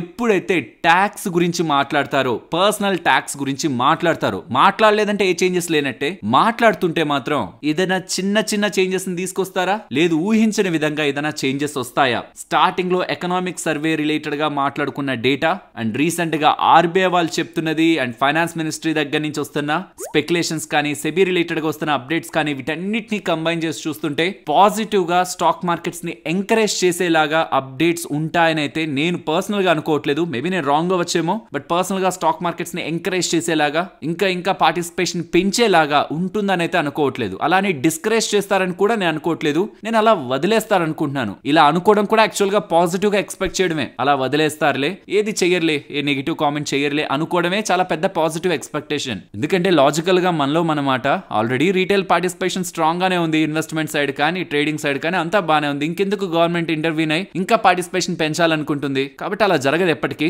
ఏదో ఇక్కడ న్యూట్రల్ గా ఉంచడమా, నెగిటివ్ గా మాట్లాడడమా? న్యూట్రల్ గా ఉంచడమే పెద్ద పాజిటివ్. నెగిటివ్ గా మాట్లాడుతున్నారంటే ఇది మార్కెట్ ని సర్ప్రైజ్ చేసే బిగ్ ఎలిమెంట్. ఇది అండర్లైన్ చేసుకోవాలి ఇన్వెస్టర్స్ కానీ, ట్రేడర్స్ కానీ. ఇన్వెస్టర్స్ పరంగా ఒకవేళ long term capital gain tax, short term capital gain tax, STCG, LTCG వీటిల్ని టచ్ చేస్తుంటే మాత్రం షార్ట్ టర్మ్ ఇక ఎక్స్పెక్ట్ చేయాల్సిన నీడ్ ఏం లేదు. రీసెంట్ గా మార్కెట్ వెళ్ళిన హై ఉంటుంది చూసారా, అదే హై. ఇక డౌన్ సైడ్ కొంతవరకు బాగానే కరెక్ట్ అవడం, ఇంకా మార్కెట్ కొన్ని డేస్ పాటు, కొన్ని మంత్స్ పాటు కన్సాలిడేట్ అవ్వడం మనం చూస్తాం. Short term capital gains, long term capital gains, overall capital gains related గా ఏదైనా అప్డేట్ చేస్తే గుర్తుంచుకోండి, అది investor and overall investment community related గా షార్ట్ టర్మ్ లో నెగిటివ్ గా ఉంటుంది. ఇది అండర్లైన్ చేసుకోవాలి. సడన్ గా మార్కెట్ డిప్ అయి భారీగా పడిపోతుంటే మీరు ఒక్కసారి మన టెలిగ్రామ్ లో, బికాస్ రేపు మీకు లైవ్ అప్డేట్స్ ఉంటాయి, టైం టు టైం ఏమేం జరుగుతుంది విత్ ఇన్ సెకండ్స్ లో మన గ్రూప్ లో అప్డేట్ చేస్తూ ఉంటాం. మీరు ఏ ప్లాట్ఫామ్ అయినా ఫాలో అవుతుండండి, బట్ ప్యారల్ గా టెలిగ్రామ్ ఉంచుకోండి, సౌండ్ ఆన్ చేసి పెట్టుకోండి, అన్మ్యూట్ చేసి ఉంచుకోండి. లింక్ డిస్క్రిప్షన్ కామెంట్ సెక్షన్ లో ఇస్తున్నాను, అది క్లిక్ చేస్తే మీరు జాయిన్ అవుతారు టెలిగ్రామ్ లో. ఒక ఫ్రీ గ్రూప్, బికాస్ చాలా ఫేక్ గ్రూప్స్ ఉన్నాయి పెయిడ్ సబ్స్క్రిప్షన్స్ ఇస్తూ, అవేవి కూడా మావి కాదు, మావి ఓన్లీ ఫ్రీ గ్రూప్. మేము దాంట్లో కేవలం అప్డేట్స్ మాత్రమే షేర్ చేస్తాం. రేపు బడ్జెట్ లైవ్ అప్డేట్స్ ఉంటాయి, గుర్తుంచుకోండి. ఎంటైర్ టీమ్ దాని మీద వర్క్ చేస్తుంది. అలా ఏదైనా సడన్ గా మార్కెట్ లో ఫాల్ ఉంటే ఒక్కసారి టెలిగ్రామ్ ని గమనించండి. ఆ టైంలో ఎల్టీసీజీ కానీ ఎస్టీసీజీ రిలేటెడ్ గా కానీ క్యాపిటల్ గెయిన్స్ గురించి బిగ్ అప్డేట్ ఏదైనా వచ్చిందా, ఇది ఇన్వెస్టర్స్ కి గుర్తుంచుకోండి. చాలా సెక్టార్స్ గురించి నిర్మలా సీతారామన్ గారు ఒకటి రెండు మాటలు మాట్లాడతారు. రెన్యూబుల్ ఎనర్జీ గురించి కానీ, అగ్రి సైడ్ కానీ, ఇన్ఫ్రా, క్యాపెక్స్, రోడ్స్, రైల్వేస్, వీటన్నిటి గురించి ఉంటాయి. అండ్ వీటన్నిటి గురించి ఉంటాయనే విషయం మార్కెట్ కూడా తెలుసు. కాబట్టి ఏదో ఒక మాట అనగానే ఎందుకు ఈ సెక్టార్ స్టాక్స్ పెరగట్లేదంటే అది ఎప్పుడు ఉండేదే. ప్రతి బడ్జెట్ చూస్తున్న వాళ్ళకి అది ఆల్రెడీ ఐడియా ఉంటుంది మైండ్ లో. ఇప్పుడు ట్రేడర్స్ గురించి మాట్లాడుకోవాలి. ఇక్కడ నా మైండ్ లో రెండు విషయాలు ఉన్నాయి. ఒకటి, ఓవరాల్ ట్రేడర్స్ ని డిస్కరేజ్ చేయడానికి, అంటే ఈ ఎఫ్ఎన్ఓ అని కాదు, ఇంట్రాడే అని కాదు, ఓవరాల్ ట్రేడర్స్ ని డిస్కరేజ్ చేయడానికి ఏదైనా టాక్సెస్ ని, సెక్యూరిటీ ట్రాన్సాక్షన్ ట్యాక్స్లని కానీ, అంటే గవర్నమెంట్ కి వెళ్లే ట్యాక్స్లని కానీ, ఎస్టీటీ ఉంటుంది కదా, దాన్ని ఏదైనా పెంచి డిస్కరేజ్ చేయాలని ఏమైనా చూస్తారా? ఓవరాల్ ట్రేడింగ్, ఇది ఎఫ్ఎన్ఓ అని కాదు, ఓవరాల్ ట్రేడింగ్ పార్టిసిపేషన్ తగ్గించాలని. రెండవది, ఎఫ్ఎన్ఓ ట్రేడర్స్ రిలేటెడ్ గా అయితే నాకు ఎలాంటి ఒపీనియన్ ఉందైతే, ఇప్పుడు ఎందుకు ఇంటర్వ్యూన్ అవ్వడం అనుకోని గవర్నమెంట్ న్యూట్రల్ గా వదిలేస్తుంది అంటేనే అదొక బిగ్ పాజిటివ్ ఎఫ్ఎన్ఓ ట్రేడర్స్ పరంగా. ఎందుకంటే 4 సైడ్ల నుంచి నెగిటివ్ గా మాట్లాడుతున్నప్పుడు కూడా బడ్జెట్ లో నిర్మలా సీతారామన్ గారికి స్కోప్ ఉంటున్నప్పుడు ట్యాక్సుల పరంగా కానీ, ఉంటున్న బిజినెస్ ఇన్కమ్ నుంచి అది స్పెక్యులేటివ్ ఇన్కమ్ గా మార్చేసి 8 years కాదు 4 years క్యారీ చేసుకోవాలని చెప్తూ ఇతర ఏ ఇన్కమ్స్ తోనే సెట్ ఆఫ్ చేయకూడదని 30% ట్యాక్స్ ని కూడా విధిస్తారనేలా మార్కెట్ లో ఆల్రెడీ ఊహాగానాలు ఉంటున్నప్పుడు, అందరికీ ఐడియా ఉంటున్నప్పుడు, బికాస్ ఎవ్రీ యూట్యూబ్ ఛానల్లో కూడా మీరు ఆ వీడియో చూసుంటారు. సో రీటైలర్స్ కూడా అన్ని కూడా మైండ్ లో ఉండిపోయి ఉంటాయి అని మైండ్ లో ఆల్రెడీ రీటైలర్స్ అందరూ పెట్టుకొని ఉంటారులే. మనం ఇప్పుడు చెప్పిన పెద్ద షాక్ కాదని నిర్మలా సీతారామన్ గారు తెలుస్తున్నప్పుడు కూడా స్టిల్ ట్యాక్స్ ని వెయ్యట్లేదు, యాజ్ ఇట్ ఈస్ అలా వదిలేస్తున్నారు ఎఫ్ఎన్ఓ ని అంటే మాత్రం అది big positive. So trading related గా, ట్రేడర్స్ రిలేటెడ్ గా కన్సర్న్స్ వ్యక్తమవుతున్న ఈ టైంలో చాలా మంది మాట్లాడుతున్నప్పుడు నిర్మలా సీతారామన్ గారు ఏ స్టెప్ తీసుకోకపోవడం ట్రేడింగ్ కమ్యూనిటీకి నేనైతే చాలా పెద్ద పాజిటివ్ గా చూస్తున్నాను. ఇఫ్ ఇన్ కేస్ స్టెప్ తీసుకుంటే అది ఎంత డ్రాస్టిక్ స్టెప్ ఉంటది, ఆ ఇంటెన్సిటీని బట్టి మార్కెట్ లో అది రియాక్షన్ ఇస్తుందా ఇవ్వదా అనేది మనం చూసుకోవాలి. బికాస్ కొన్ని చిన్న చిన్న స్టెప్స్ కి మార్కెట్ రియాక్ట్ అవ్వదు. క్యాపిటల్ గెయిన్స్ చాలా పెద్దది. ఇన్వెస్ట్మెంట్ కమ్యూనిటీ అయితే ఖచ్చితంగా దానికి రియాక్ట్ అయ్యి స్టాక్ మార్కెట్ ని ఇంపాక్ట్ చేస్తుంది. బట్ ట్రేడింగ్ అలాంటిది కాదు. ట్రేడర్స్ రిలేటెడ్ గా తీసుకున్న డెసిషన్స్ తో మార్కెట్ ఏం కుప్ప కూలిపోవడాలు లేకపోతే భారీగా పెరిగిపోవడాలు అలా ఏం ఉండదు. బట్ ఒక డ్రాస్టిక్ మెజర్ తీసుకుంటున్నప్పుడు ఎఫ్ఐఎస్ వాళ్ళ రిలేటెడ్ గా ఉంటున్న పొజిషన్స్ రిలేటెడ్ గా చూపించే రియాక్షన్ తో ఇమీడియట్ గా మార్కెట్ లో టెంపరీ ఇబ్బందులు ఉంటాయి, కానీ అది లాంగ్ టర్మ్ మార్కెట్ ని ఎప్పటికీ డిస్టర్బ్ చేయదు. But overall trading community and next trading activity related గా ఇప్పుడు తీసుకునే డెసిషన్స్ ఇంపాక్ట్ అయితే చూపిస్తాయి. So for the entire trading community రేపు నిర్మలా సీతారామన్ గారు ఏం చెప్పకపోవడమే పెద్దగా మనకి మేల్ చేసినట్టు. బట్ లెట్స్ సీ తను ఏం డెసిషన్ తీసుకోబోతున్నారని. ఇక్కడ ఆప్షన్ ట్రేడర్స్ గురించి ఒక ఇంపార్టెంట్ థింగ్ చెప్పాలనుకుంటున్నాను. విక్స్ రేపు మీతో గేమ్ ప్లే చేస్తుంది. ఇవాళ విక్స్ పెరిగి 15 దగ్గరగా క్లోజ్ అయి ఉంటది కదా మీకు. రేపు 11 o'clock వరకు కూడా విక్స్ లో స్టెబిలిటీ ఉంది అంటే, ఆర్ విక్స్ బాగా పెరుగుతుందంటే సంథింగ్ ఈస్ కుకింగ్, ఏదో జరగబోతుందని మార్కెట్ లో చిన్న చిన్న ఎక్స్పెక్టేషన్స్ ఉన్నాయి. అండ్ ఎప్పుడైతే ఈ బడ్జెట్ స్టార్ట్ అవుతుందో, నిర్మలా సీతారామన్ గారు మాట్లాడడం మొదలు పెడతారో, మార్కెట్ ఎప్పుడైతే వోల్టైల్ గా రియాక్ట్ అయ్యి కొంచెం పైకి కిందకి అటు ఇటు మూవ్ అవుతూ ఉంటుందో, స్లోగా ఏ అప్డేట్స్ లేవని తెలుస్తున్న పాయింట్ కి విక్స్ పడిపోతుంది. ఆప్షన్ బయ్యర్స్ అండ్ సెల్లర్స్ ఇద్దరికి ట్రాప్ అయ్యింది. సెల్లర్స్ కి ఎందుకు ట్రాప్ అంటే వాళ్ళు స్టాప్ లాసెస్ ని పెట్టుకొని ఉంటారు. మాట్లాడేటప్పుడు ఏదైనా సడన్ మూవ్ పైకి కిందకి వచ్చిందంటే స్టాప్ లాసెస్ పోతాయి, తర్వాత ప్రీమియం డికే అయిపోతాయి, అక్కడ ట్రాప్ అవుతారు. ఆప్షన్ బయర్స్ కి ఎక్కడ ట్రాప్ అంటే అలా బై చేసి పెట్టుకుంటారు. 100 రెండు బై చేసి పెట్టుకున్నా విత్ ద టైం అవి పెరిగినా మీకు ఎక్కడ బుక్ చేయాలో క్లారిటీ లేకపోతే, ఆర్ మీరు కొన దగ్గర నుంచి విక్స్ పడిపోతూ ఉంటే అవి పెరగను కూడా పెరగవు, కాబట్టి మీకు ఒక పెయిన్ నే మిగులుస్తాయి. సో నాకు సంబంధించి బడ్జెట్ రిలేటెడ్ గా మీరు చాలా స్ట్రాటజీస్ మార్కెట్ లో వింటుంటారు. ఇన్ఫాక్ట్ ఒక ఇంత పెద్ద ఛానల్ అయింది తెలుగులో, నేను కూడా ఇదొక మాట చెప్పొచ్చు. సక్సెస్ అయితే క్రెడిట్ తీసుకోవచ్చు, వర్కౌట్ కాకపోతే బడ్జెట్ లో ఇంతే అని అనేయచ్చు. బట్ నిజానికి ప్రతి ఒక్క ట్రేడర్ కి కూడా మార్కెట్ లో ఎప్పటి నుంచో ఉంటున్న వాళ్ళకి, ఒక బిగినర్స్ కి ఆర్ మార్కెట్ లో అంత ఎక్స్పీరియన్స్ లేని వాళ్ళకి ఏదైనా చెప్పాలంటే ఏదో ఒకటి చెప్పడం కాదు, వాళ్ళని పక్కన ఉంచడమే ఒక పెద్ద బాధ్యత. ఎందుకంటే ఆ రోజు నష్టపోయే వాళ్ళ సంఖ్య, క్యాపిటల్ ని పోగొట్టుకునే వాళ్ళ సంఖ్య చాలా ఎక్కువ ఉంటుంది. ఈ మధ్య కాలంలో రిపీటెడ్ గా మార్కెట్ కి దూరంగా ఉండండి. బడ్జెట్ కి ఫ్యూ డేస్ ముందు, బడ్జెట్ కి ఒక 3-4 days తర్వాత ఉండమని నేను చెప్పిన ప్రతిసారి మీరు గమనిస్తే మార్కెట్ లో వైలెంట్ మూవ్స్ వచ్చాయి. నిన్న వచ్చింది, అంతకు ముందు వచ్చింది, ఇవాళ కూడా violent move. First sudden fall, తర్వాత రికవరీ, తర్వాత కరెక్షన్, అండ్ తర్వాత మార్కెట్ లో ఉంటున్న మూవ్ ని మీరు ఇవాళ చూసే ఉంటారు. నేను ఏదైనా చెప్తున్నానంటే ఎస్ కొన్నిసార్లు చెప్పినప్పుడు ఏం జరగకపోయిండొచ్చు, but most of the times నా కన్సర్న్ అంతా మీ క్యాపిటల్, మీకు వచ్చే ప్రాఫిట్ మిస్ అవ్వడం నాకు హర్ట్ చేస్తున్నా మీ క్యాపిటల్ ప్రొటెక్టెడ్ గా ఉంటదనే నేను మీకు ఇంతలా చెప్తూ ఉంటాను. జాగ్రత్తగా ఉండండి రేపు చాలు. ఐ హోప్ మీకు రేపు బడ్జెట్ ని ఎలా ప్లే చేయాలి, ఎలాంటి జాగ్రత్తలు తీసుకోవాలనేది ఒక క్లారిటీ అయితే వచ్చిందని. మీ పనుల్లో మీరు బిజీగా ఉండండి. బడ్జెట్ ని జస్ట్ అప్డేట్స్ కోసం చూస్తూ ఉండండి. బడ్జెట్ అయిపోయిన 3-4 డేస్ తర్వాత మార్కెట్ ని చూడండి. ట్రస్ట్ మీ, మీరు తీసుకునేది ఒక బెస్ట్ డెసిషన్ అవుతుంది. లేదు నేను ఎంటర్ అవుతాను, నేను ఏదైనా చేస్తాను అనుకుంటే విక్స్ ని మీరు చేస్తున్న యాక్టివిటీస్ తో పాటు కలిపి వాచ్ లిస్ట్ లో యాడ్ చేసి ఉంచుకోండి. విక్స్ ఇండియా విక్స్ అని సర్చ్ చేయండి, వస్తుంది. లేదు మీరు జస్ట్ గూగుల్లో నిఫ్టీ విక్స్ అని సర్చ్ చేసిన వస్తుంది. అది పడిపోతూ ఉంది అంటే మీరు కొన్న ఆప్షన్ ప్రీమియమ్స్ ఆర్ మీరు అమ్మిన ఆప్షన్ ప్రీమియమ్స్ పడిపోతాయన్న విషయాన్ని ట్రేడర్స్ గుర్తుంచుకోవాలి. అండ్ ఫైనలీ బడ్జెట్ టైంలో బడ్జెట్ కి ఒక నెల ముందు మార్కెట్ ఎలా బిహేవ్ చేసింది, బడ్జెట్ రోజు ఎలా బిహేవ్ చేసింది అండ్ బడ్జెట్ తర్వాత ఎలా బిహేవ్ చేసింది అన్నది ఇక్కడ మీరు స్క్రీన్ మీద గమనించవచ్చు. ఐ హోప్ బడ్జెట్ రిలేటెడ్ గా పూర్తి సమాచారాన్ని నేను మీకు అందించానని. ఫ్రెండ్స్, ఇలా డీటెయిల్డ్ గా ఎక్స్ప్లెయిన్ చేస్తూ కంటెంట్ ని మీ ముందుకు తీసుకురావడానికి మేము పెట్టిన ఎఫర్ట్స్ మీకు వాల్యుబుల్ గా అనిపిస్తూ ఉంటే తప్పకుండా మన వీడియోని లైక్ చేయండి. అండ్ నెక్స్ట్ చాలా మందికి బడ్జెట్ టైంలో ఏ స్టాక్స్ ని గమనించాలనేలా క్వశ్చన్స్ ఉంటాయి కాబట్టి సిఎన్బిసి వాళ్ళ budget stocks to watch list మీకు స్క్రీన్ ముందు పెడుతున్నాను. కాకపోతే ఇది లేటెస్ట్ ది కాదు, ప్రీవియస్ ది. కానీ గుర్తుంచుకోవాల్సింది ప్రతిసారి బడ్జెట్ లో సిమిలర్ సెట్ ఆఫ్ స్టాక్స్ మీద ఎక్కువ ఫోకస్ ఉంటుంది. అండ్ ప్రెసెంట్ ఉంటుంది కూడా లాస్ట్ టైం ఉంటున్న ప్రభుత్వమే కాబట్టి లాస్ట్ టైం ఎలాంటి ప్రయారిటీస్ ఉన్నాయో ప్రెసెంట్ కూడా అలాంటి ప్రయారిటీస్ ఉంటాయి అనుకుంటే ఏ సెగ్మెంట్ కి సంబంధించి ఏ స్టాక్స్ ఫోకస్ లో ఉంటాయన్నది మీరు స్క్రీన్ మీద గమనించవచ్చు. పర్సనలీ దీనికి ఎడిషన్ గా నేను యాడ్ చేయాలనుకుంటున్న ఇంకొక సెగ్మెంట్ టొబాకో. అందులో కానీ ఒకవేళ టాక్సెస్ కానీ యాడ్ చేయట్లేదని వస్తుంటే మాత్రం అది ఐటీసీకి, విఎస్టీ ఇండస్ట్రీస్ కి, గర్త్ఫ్రే ఫిలిప్స్ ఈ 3 స్టాక్స్ కూడా అడ్వాంటేజ్ ని ఇస్తుంది. అండ్ ఫర్టిలైజర్ స్టాక్స్ కూడా సబ్సిడీ రిలేటెడ్ గా వస్తున్న అప్డేట్స్ కి, బికాస్ ఈసారి కొంత రూరల్ మీద ఎక్కువ ఫోకస్ ఉంటుందని ఎక్స్పెక్ట్ చేస్తున్నాను కాబట్టి ఈ ఫర్టిలైజర్ కంపెనీస్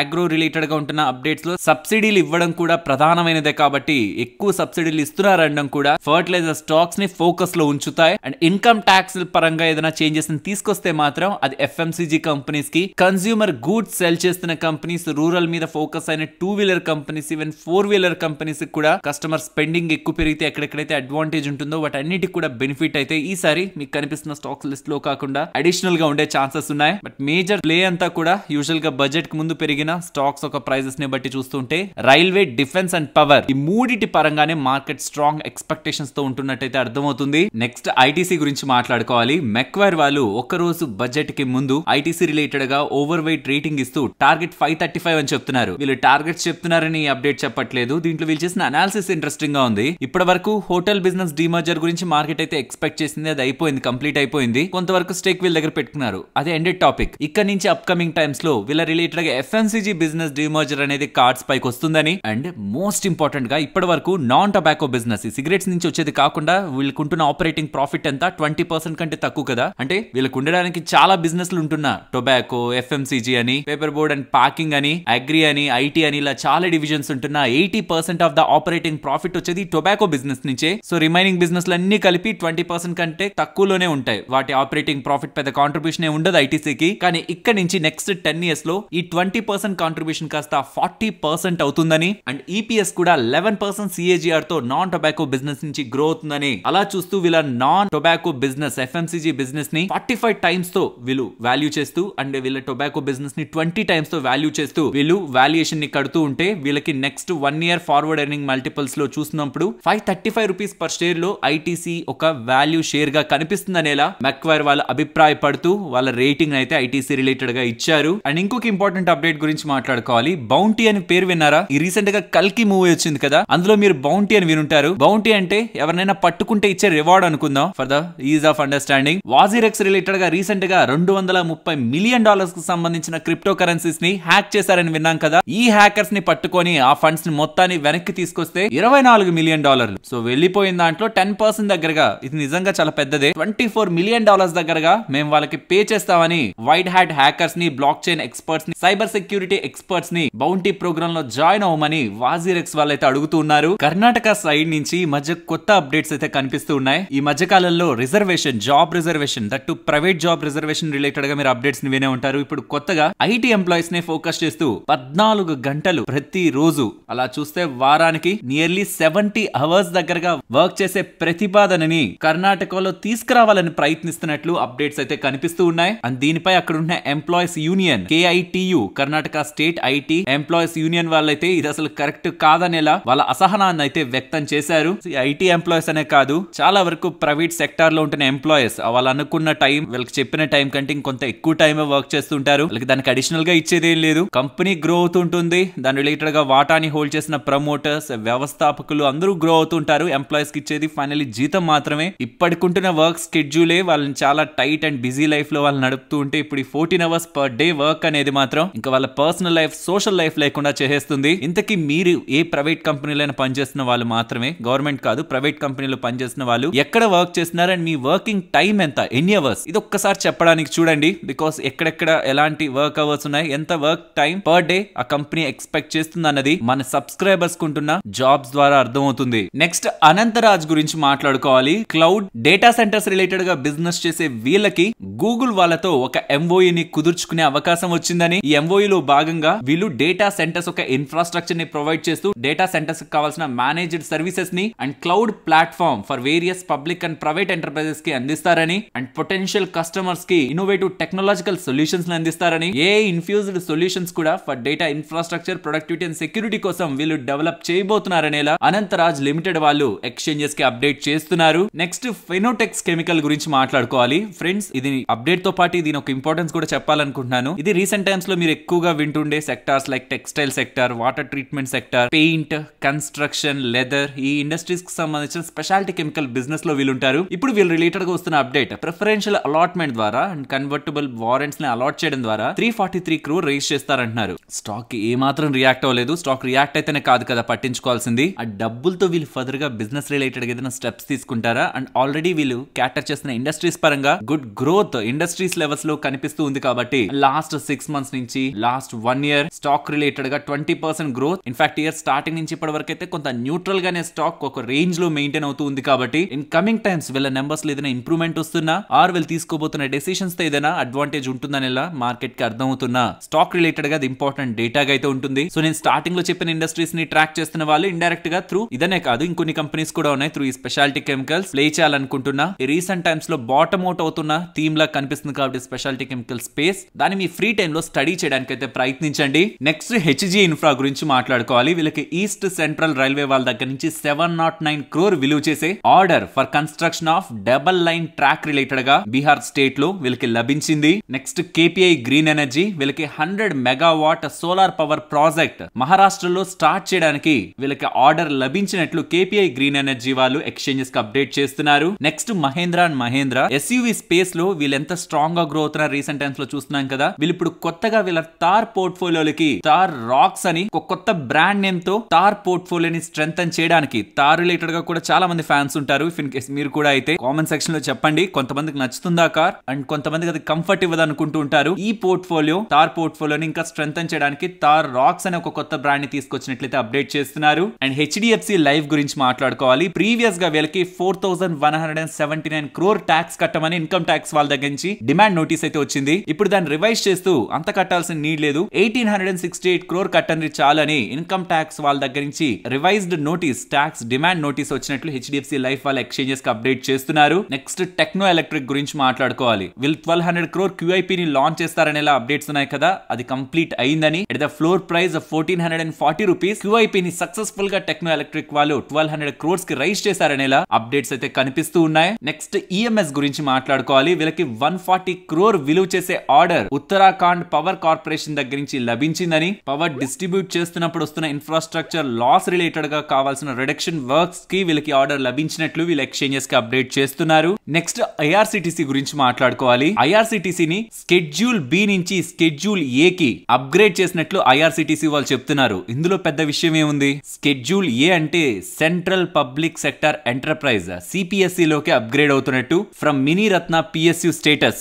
ఒక స్టెప్ ఎక్కుతున్నట్లు అనమాట. ఇంకా వీళ్ళకి ఎక్కువ పవర్ ఉంటుంది. వీళ్ళు ఏదైనా డెసిషన్స్ తీసుకోవాలనుకుంటున్నా, ఏదైనా గ్రో చేసుకోవాలనుకుంటున్న బిజినెస్ ని ఐఆర్సిటిసికి మోర్ పవర్ ఉంటున్నట్టు. నెక్స్ట్ రిజల్ట్స్ గురించి మాట్లాడుకోవాలి. నిన్న మీకు టెలిగ్రామ్ లో చెప్పినట్లు, నేను మీకు టెలిగ్రామ్ లో అప్డేట్ చేశాను కదా, Reliance industries, Kotak Mahindra bank, HDFC bank, వీటి గురించి ప్రతి దాని గురించి పాజిటివ్ గా ఎలివేట్ చేయాలన్నా నెగిటివ్ గా ఎలివేట్ చేయాలన్నా రెండింటి పక్క పాయింట్స్ ఉన్నాయి. కమింగ్ టు రిలయన్స్ ఇండస్ట్రీస్, ఇది చాలా పెద్ద కంపెనీ, 21 లక్షల మార్కెట్ క్యాపిటల్ ఉంటున్న కంపెనీ. ఇలాంటి కంపెనీలో 15% 20% గ్రోత్ మనం ఎక్స్పెక్ట్ చేయలేం. ఇయర్ ఆన్ ఇయర్ కంపారిజన్ లో రెవెన్యూ 8%, 9%, 12% ఇన్ బిట్వీన్ గా గ్రో అవుతుంటే, అంటే డబుల్ డిజిట్స్ కి దగ్గరగా గ్రో అవుతుంటే చాలు కాంపౌండింగ్ వాల్యూ అనేది క్రియేట్ అవుతూ ఉంటుంది. అలా చూసినప్పుడు ఇయర్ ఆన్ ఇయర్ కంపారిజన్ లో 11% అబౌవ్ గ్రోత్ తీసుకురావడం మార్కెట్ మార్కెట్ కి ప్రాబ్లమ్ ఏం రాలేదు అక్కడ. బట్ మార్జిన్స్ ఫాల్ అయ్యాయి, ప్రాఫిటబిలిటీ ఫాల్ అయింది. ఎందుకు మార్జిన్స్ తగ్గాయి, ప్రాఫిటబిలిటీ తగ్గింది? దీనికి ప్రధానమైన కారణం వీళ్ళ oil to chemical business due to global issues, crude oil related గా లింక్ ఉండడం కారణంగా అందులో వస్తున్న డిక్లైన్ వీళ్ళ మార్జిన్స్ అండ్ ప్రాఫిటబిలిటీని ఇంపాక్ట్ చేసింది. అండ్ దీంతో పాటు వీళ్ళ జియో రిలేటెడ్ గా గ్రోత్ ఎక్స్పెక్ట్ చేసినంత రాలేదు అంటున్నారు. సో ఎక్స్పెక్టేషన్స్ కొంత ఎక్కువగానే ఉన్నాయి జియో రిలేటెడ్ గా. సబ్స్క్రైబర్స్ కూడా స్ట్రాంగ్ ఎడిషన్ రిలేటెడ్ గా రిపోర్ట్ చేస్తారని, బట్ అలాంటి ఎడిషన్ ఏం స్ట్రాంగ్ సబ్స్క్రైబర్స్ రిలేటెడ్ గా కనిపించలేదని, అండ్ ఓవరాల్ గ్రోత్ అంత స్ట్రాంగ్ గా లేదని. నార్మల్ టర్మ్స్ లో చూస్తే అది బానే ఉంది గ్రోత్, బట్ ఎక్స్పెక్టేషన్స్ ని మీట్ అవ్వలేదని ఇలా మెక్వైర్ వాళ్ళు, జెఫ్రీస్ వాళ్ళు అభిప్రాయపడ్డారు. వెరాజ్ ఇతర brokers and investment banks like Nomura వాళ్ళు ఎక్స్పెక్టెడ్ లానే ఉన్నాయి నెంబర్స్. బై రేటింగ్ ఇస్తూ టార్గెట్ 3600 ఇచ్చారు. సో రేటింగ్స్ కూడా కొంత మిక్స్డ్ గా ఉంటాయి. కొంతమంది బాగా వచ్చా అంటున్నారు, కొంతమంది బాగా రాలేదంటున్నారు. అల్టిమేట్ గా స్టాక్ రియాక్ట్ అయిందో చూడాలి కాబట్టి మార్కెట్ ని డిసప్పాయింట్ చేశాయి numbers. But too much disappoint అంటే రీసెంట్ టైమ్స్ లో స్టాక్ కూడా చాలా ఎక్కువ పెరిగింది, దాన్ని కూడా మనం కన్సిడరేషన్ లోకి తీసుకోవాలి. ఇన్ఫాక్ట్ విప్రోలో నేను దీని గురించి ఇంకా క్లియర్ గా మీకు ఎక్స్ప్లెయిన్ చేస్తాను. విప్రో నెంబర్స్ ఒకసారి స్క్రీన్ మీద గమనించండి. ఓవరాల్ టాప్ లైన్ లోనూ మీకు ఫాల్ కనిపిస్తుంది, అంటే పెద్ద గ్రోత్ ఏం లేదు మనకు అక్కడ. And overall numbers operating margin పరంగా కానీ ప్రాఫిటబిలిటీ పరంగా కానీ ఇంప్రూవ్ అయిందంటే అది కోర్ బిజినెస్ వల్ల కాదు, ఎక్స్పెన్సెస్ రిలేటెడ్ గా ఉంటున్న ఇంపాక్ట్ తో మనకి మార్జిన్స్ అండ్ ప్రాఫిటబిలిటీ స్ట్రాంగ్ గా కనిపిస్తుంది. సో నెంబర్స్ వీక్ గా ఉన్నాయి అండ్ గైడెన్స్ కూడా -1 to +1 అని ఎలా చెప్పారు నెక్స్ట్ టైమ్స్ లో వాళ్ళ గ్రోత్. సో స్టాక్ రిలేటెడ్ గా నెంబర్స్ వీక్ గానే ఉన్నాయి, గైడెన్స్ వీక్ గానే ఉంది. దీంతో స్టాక్ యాక్చువల్ గా అయితే 2-3% పడుంటే సరిపోయిండేదేమో, కానీ 9% దగ్గరగా, ఈవెన్ 10% దగ్గరగా, ఈవెన్ దానికంటే ఎక్కువగా పడ్డానికి కూడా ప్రధానమైన కారణం జూన్ నుంచి ఇప్పటికి చూస్తే స్టాక్ 27% దగ్గరగా పెరిగిపోయింది రీసెంట్ టైమ్స్ లో. సో ఎప్పుడైతే రిజల్ట్స్ కి ముందే బాగా ఉంటాయి, ఎక్స్ట్రాడినరీగా ఉంటాయి నెంబర్స్ అని ఎప్పుడైతే స్టాక్ రియాక్ట్ అవుతుందో, ఈవెన్ నెంబర్స్ న్యూట్రల్ గా ఉన్న స్టాక్ కరెక్ట్ అవుతుంది. రిలయన్స్ లో కూడా అదే కనిపించింది. సో ఎప్పుడైనా నెంబర్స్ ని అనాలిసిస్ చేద్దాం అన్నప్పుడు కొంచెం ఇబ్బంది పెట్టే విషయం ఏంటంటే, నెంబర్స్ కొన్నిసార్లు బాగుంటాయి కానీ స్టాక్ ఆల్రెడీ 20-30% పెరిగిపోయి ఉంటుంది. సో బాగుందని చెప్దామంటే స్టాక్ పడింది అనుకోండి, మీరు బాగున్నాయన్నారు పడింది అనుకుంటారు, కానీ ఇన్ఫాక్ట్ మనం ప్రీ పొజిషనింగ్ కూడా చూడాలి. నెంబర్స్ ఎలా ఉన్నాయి, స్ట్రైట్ అవే వీక్ గా ఉన్నాయి, బట్ టూ మచ్ డిజాస్ట్రస్ కాదు విప్రో నెంబర్స్. ఇంతకు ముందు కూడా గతంలో చాలా సార్లు ఇలాంటి నెంబర్స్ పోస్ట్ చేసినప్పుడు ఇన్ఫాక్ట్ స్టాక్ పాజిటివ్ గా రియాక్ట్ అయిన సందర్భాలు కూడా ఉన్నాయి. కానీ ప్రాబ్లం అంతా ఏంటి, ప్రీ పొజిషనింగ్. రిజల్ట్స్ కి ముందు స్టాక్ ఎలా రియాక్ట్ అయింది, ట్రేడర్స్ ఆర్ ఇన్వెస్టర్స్ ఏం ఎక్స్పెక్ట్ చేశారన్నదే రిజల్ట్స్ తర్వాత స్టాక్ రియాక్షన్ ని డిసైడ్ చేస్తుంది. And coming to Kotak Mahindra bank, net interest income, net profitability మీకు స్క్రీన్ మీద కనిపిస్తుంటాయి. నేను నిన్న టెలిగ్రామ్ లో కోటాక్ మహీంద్రా బ్యాంక్ వాళ్ళు కూడా వీక్ నెంబర్స్ పోస్ట్ చేశారన్నప్పుడు అదేంటది ప్రాఫిటబిలిటీ 81% పెరిగి 51% క్వార్టర్ ఆన్ క్వార్టర్ లో పెరిగితే ఎందుకు మీరు వీక్ నెంబర్స్ అంటున్నారని ఇలా కొంతమంది మన వాళ్ళు క్వశ్చన్ చేశారు. రియల్లీ అలా మీరు థింక్ చేస్తున్నారంటేనే మీరు గ్రో అవుతున్నట్లు. అనాలిసిస్ చేసి కంపేర్ చేసి ఏదో నేను చెప్తున్నానని బ్లైండ్ గా నమ్మకుండా మీరు కూడా ఆలోచిస్తున్నారంటే. కానీ ప్రాబ్లం అంతా వీళ్ళకి నెంబర్ పెరగడానికి, ప్రాఫిటబిలిటీలో నెంబర్ పెరగడానికి ప్రధానమైన కారణం వీళ్ళ జనరల్ ఇన్సూరెన్స్ బిజినెస్ లో స్టేక్ సేల్ ద్వారా వచ్చిన డబ్బులు మాత్రమే. రిమైనింగ్ వీళ్ళ ఆపరేటింగ్ మెట్రిక్స్ ని కూడా చూడండి. Net interest margin 5.02%, which is 8 quarter లో. And cost deposit ratio improve అవుతున్నా సరే వీళ్ళ ఇతర మెట్రిక్స్ లైక్ డిపాజిట్స్ చూస్తే for the first time in last 16 quarters deposits down అయ్యాయి. అండ్ ఆపరేటింగ్ ప్రాఫిట్ కూడా 6% గ్రో అయింది, విచ్ ఇస్ 8 క్వార్టర్ లో. అండ్ నెట్ ఇంట్రెస్ట్ ఇన్కమ్ కొంత డౌన్ అయింది ఎక్స్పెక్టేషన్స్ కంటే. ఎస్, ప్రాఫిట్ గ్రో అయింది, దానికి రీజన్ మీకు ఇందాకే చెప్పాను. అండ్ మీ అందరికీ తెలుసు ఇలా వీక్ నెంబర్స్ రావడానికి ఏ రీజన్ అయి ఉంటుంది అనేది. ఆర్బీఐ రిలేటెడ్ గా వచ్చిన అప్డేట్ ఉంది కదా కోటాక్ మహీంద్రా బ్యాంక్ కి సంబంధించి. ఆర్బీఐ వాళ్ళ క్రెడిట్ కార్డ్స్ పరంగాను, డిజిటల్ నుంచి కోటాక్ 811 అకౌంట్స్ పరంగాను కొన్ని స్టేట్మెంట్స్ చేశారు కాబట్టి వీక్ నెంబర్స్ అనుకుంది మార్కెట్. కానీ అనుకున్న దానికంటే ఇంకొంత వీక్ గా ఇతర మెట్రిక్స్ లో కూడా, డిపాజిట్స్ లో కూడా వీక్నెస్ కనిపిస్తూ ఉండడం, నెట్ ఇంట్రెస్ట్ మార్జిన్ కాంట్రాక్ట్ అవుతుండడం, ఇవి కొంత మార్కెట్ ని రియాక్ట్ అయ్యాలా, నెగిటివ్ గా రియాక్ట్ అయ్యేలా చేశాయి. And coming to HDFC Bank, ఎక్స్ట్రాడినరీగా ఉన్నాయి నెంబర్స్ బికాస్ స్టాక్ ప్రైస్ బాగానే పెరిగింది కదా అంటే కాదు. ఎస్, మార్కెట్ ఎక్స్పెక్టేషన్స్ ని కొంచెం బీట్ చేస్తున్నాయి, బట్ రీసెంట్ టైమ్స్ లో కూడా స్టాక్ పెరిగింది. అంతకు ముందు పడ్డానికి రీజన్ ఉంది, అండ్ ఇప్పుడు పెరగడానికి రీజన్ కూడా స్టాక్ బెటర్ గా పర్ఫార్మ్ చేస్తుందనే రీజనే. సో ఆల్రెడీ ఇంక్లూడ్ అయింది. దాన్ని బట్టి చూసినప్పుడు నెంబర్స్ మార్కెట్ ని టూ మచ్ సర్ప్రైజ్ చేస్తున్న నెంబర్స్ అయితే కాదు. బట్ స్టాక్ పాజిటివ్ గా ఉండడానికి one of the main reason వీళ్ళ HDB Financials, one of the largest NBFC in India, unlisted NBFC. మనకి బజాజ్ ఫైనాన్స్ లిస్టెడ్, బట్ అది అన్లిస్టెడ్. దాని రిలేటెడ్ గా ఐపీఓ అప్డేట్స్ వీళ్ళైతే చేస్తున్నారు. ఐపీఓ అప్రూవల్ అయితే ఇచ్చారు. సో ఇఫ్ ఇన్ కేస్ మీరు ఐపీఓ రిలేటెడ్ గా అప్లై చేయాలనుకుంటే ఒక్క హెచ్డిఎఫ్సి బ్యాంక్ షేర్ మీ డిమాట్ అకౌంట్ లో ఉన్న మీకు షేర్ హోల్డర్ కేటగిరీలో వాళ్ళు ప్రొవైడ్ చేస్తుంటే ఎలిజిబిలిటీ వస్తుంది. కాబట్టి ఐపీఓ లో ఈజీ యాక్సెస్ ఒకవేళ హెచ్డిబి ఫైనాన్షియల్స్ లో కావాలనుకుంటున్న వాళ్ళు మాత్రం ఒక్క హెచ్డిఎఫ్సి బ్యాంక్ షేర్ నైనా డిమాట్ అకౌంట్ లో ఉంచుకోవడం బెటర్. ఇఫ్ మీకు ఐపీఓ రిలేటెడ్ గా ఇంట్రెస్ట్ ఉంటే ఫర్ షేర్ హోల్డర్ కేటగిరీ. ఇది ఇంట్రెస్టింగ్ గా ఉంటుంది, గమనించండి. Indian hotels quarter on quarter comparison లో మీరు గమనిస్తే రెవెన్యూస్ ఫాలో అయ్యాయి, మార్జిన్స్ ఫాలో అయ్యాయి, నెట్ ప్రాఫిట్ కూడా ఫాలో అయింది. మరి స్టాక్ చూస్తే ఇవాళ బాగా పెరిగింది. సరే వీళ్ళది ఇయర్ ఆన్ ఇయర్ లో కంపేర్ చేద్దాం బికాస్ ఇది హోటల్ బిజినెస్ కదా, సీజనాలిటీ ఉంటుంది. అలా చూసినా రెవెన్యూస్ కొంత ఫ్లాట్ గానే ఉంటాయి, 6% గ్రోత్.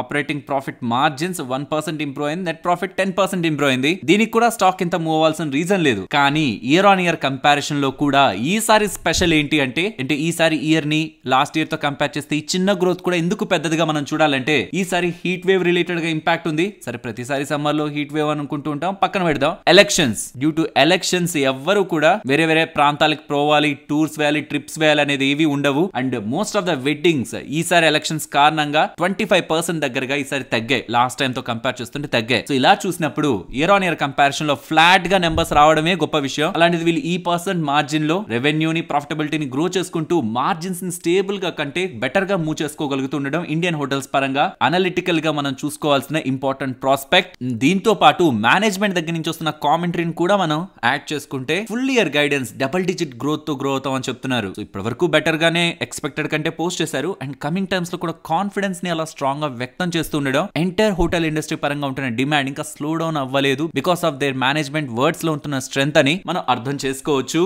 మోస్ట్లీ రీసెంట్ టైమ్స్ లో వస్తున్న డైరీ కంపెనీస్ ఒక నెంబర్స్ ని మీరు చూస్తూనే ఉన్నారనుకుంటున్నాను. Most of the numbers better గా ఉన్నాయి. అండ్ ఇప్పుడు వస్తున్న దొడ్ల డైరీ నెంబర్స్ కూడా అలానే ఉన్నాయి. రెవెన్యూస్ డబుల్ డిజిట్స్ లో గ్రో అయింది, ఆపరేటింగ్ ప్రాఫిట్ మార్జిన్ స్ట్రాంగ్ గా ఇంప్రూవ్ అయింది, నెట్ ప్రాఫిటబిలిటీ కూడా సిగ్నిఫికెంట్ గా ఇంప్రూవ్ అయింది. డైరీ ఇండస్ట్రీలో వస్తున్న చేంజ్ పర్టికులర్ గా ఈసారి ఎందుకు మంచి నెంబర్స్ ని పోస్ట్ చేస్తున్నారంటే, ఒకటి ప్రైజెస్ ని హైక్ తీసుకున్నారు. మోస్ట్లీ మీరు చూస్తూనే ఉంటారు, మీరు వాడుతున్న డైరీ ఆర్ మిల్క్ ప్రొడక్ట్స్ కూడా ప్రైజులు పెరిగాయి, ఆర్ మీకు ప్రైస్ అలానే ఉంటున్నా క్వాంటిటీ తగ్గుంటుంది. అని రెండోది, అంతకు ముందు డైరీ కంపెనీస్ అన్ని కూడా మిల్క్ అమ్ముతున్న కంపెనీస్ ఓన్లీ మిల్క్ మాత్రమే అమ్మేవి. కానీ ఇప్పుడు వాల్యూ యాడెడ్ ప్రొడక్ట్స్, విఐపి అంటారు, value added products like ice cream కానివ్వండి, జున్ను కానివ్వండి, కోవా కానివ్వండి, ఇలా మల్టిపుల్ ప్రొడక్ట్స్ హైయర్ ప్రైస్ పెట్టి అమ్మచ్చు కదా. వాటిల్లో ఏం లైక్ 10 రూపీస్ పెంచినా అడిగే వాళ్ళే ఉండరు. 1 kg పై లేకపోతే 500 grams పై ఎంతైనా పెంచుకుంటారు, ప్యాకింగ్ ని మార్చేస్తారు, ఆర్ క్వాంటిటీని తగ్గిస్తారు. ఇష్టం వచ్చినట్టు దాంట్లో మార్జిన్ అండ్ ప్రాఫిటబిలిటీ రిలేటెడ్ గా గేమ్ ప్లే చేయొచ్చు. కాబట్టి ఇందులో ఈ రీసెంట్ టైమ్స్ లో బెటర్ గా వీళ్ళ బిజినెస్ ని పెంచుకుంటూ ఉండడం, నాట్ ఓన్లీ దొడ్ల డైరీ, ఇతర కంపెనీస్ అన్ని కూడా ఇంక్లూడింగ్ హెరిటేజ్, హ్యాట్సన్, ఇతర డైరీ కంపెనీస్ అన్నిట్లో కూడా సిమిలర్ సినారియోనే రీసెంట్ నెంబర్స్ నుంచి కనిపిస్తూ ఉంది. And sport king India numbers గురించి కూడా మాట్లాడుకోవాలి. ఐ థింక్ ఇది ఒక ఫస్ట్ స్పిన్నింగ్ కంపెనీ టెక్స్టైల్ పరంగా రిజల్ట్స్ అనౌన్స్ చేస్తున్నది. ఇలా year on year and quarter on quarter comparison లో నెంబర్స్ గ్రోత్ ని చూడండి. రెవెన్యూ పరంగా, మార్జిన్స్ పరంగా, ప్రాఫిటబిలిటీ పరంగా year on year and quarter on quarter comparison లో స్ట్రాంగ్ గ్రోత్ ని వీళ్ళు డెలివర్ చేస్తూ ఉండడం, టెక్స్టైల్ స్పేస్ లో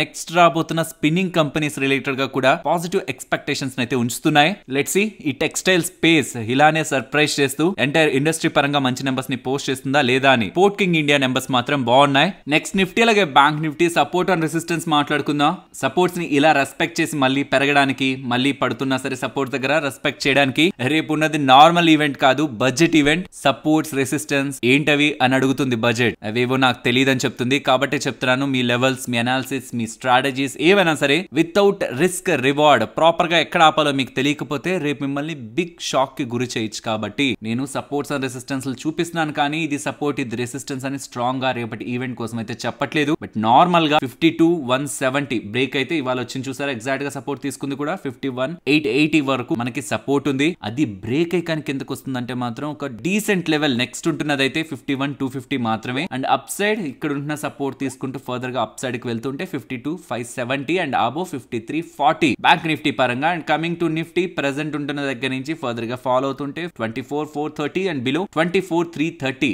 ఇక్కడ నుంచి అప్ సైడ్ 24,580 టు 24,620. ఈ 40 పాయింట్ జోన్ అయితే అవాయిడ్ చేసేయండి కంప్లీట్ గా. ఇంకా చెప్పండి, ఒక 30 పాయింట్ జోన్ ఇది అవాయిడ్ చేసేయండి. ఆబో మాత్రం 24,670 ఇంపార్టెంట్ రెసిస్టెన్స్. అండ్ ప్రీవియస్ గా కూడా మనకి లెవెల్ అయితే వ్యాలిడేట్ అయింది కాబట్టి ఈ 670 లెవెల్ ఇది కూడా ఇంపార్టెంట్ రెసిస్టెన్స్ గా గమనించండి. అండ్ రేంజ్ లాజిక్ లేదు, రేపు రేంజ్ ఉంటుంది మార్కెట్ లో అనుకోవడానికి. కాబట్టి లెట్స్ అవాయిడ్, బిగినర్స్ కి చెప్తున్నాను, let's avoid trading for few days. If me clarity లేదనుకుంటే, ఒకవేళ ఉందనుకుని ఎంటర్ అవుతుంటే మీ స్టాప్ లాసెస్ ఎక్కడ ఉంటున్నాయి, హెడ్జింగ్ ఎక్కడ ఉంటుందో, ఒకవేళ స్టాప్ లాస్ స్కిప్ అయితే ట్రేడింగ్ గ్లిచెస్ ఉండడానికి కూడా ఛాన్సెస్ ఉంటాయి ఇలాంటి ఈవెంట్స్ ఉన్నప్పుడు. సో స్టాప్ లాస్ స్కిప్ అవుతుంటే మీరు నెక్స్ట్ ప్లాన్ ఆఫ్ యాక్షన్ ఏంటి, ఇమీడియట్ గా ఇంకొక అకౌంట్ లో, బ్రోకింగ్ అకౌంట్ లో ఇక్కడ ఉంటున్న పొజిషన్స్ కి వేరొక పొజిషన్స్ లైక్ ఇక్కడ సెల్ చేస్తే అక్కడ బై చేయడానికి, ఇక్కడ బై చేస్తే అక్కడ సెల్ చేయడానికి మీ దగ్గర క్యాపిటల్ ఉందా, అది కూడా ఒక్కసారి ఆలోచించుకొని ఈవెంట్ లో మీ క్యాపిటల్ ని జాగ్రత్తగా చూసుకోండి. మరొక ఇంట్రెస్టింగ్ వీడియోతో మళ్ళీ మీ ముందుకు వస్తాను. అంతవరకు టేక్ కేర్, జై హింద్.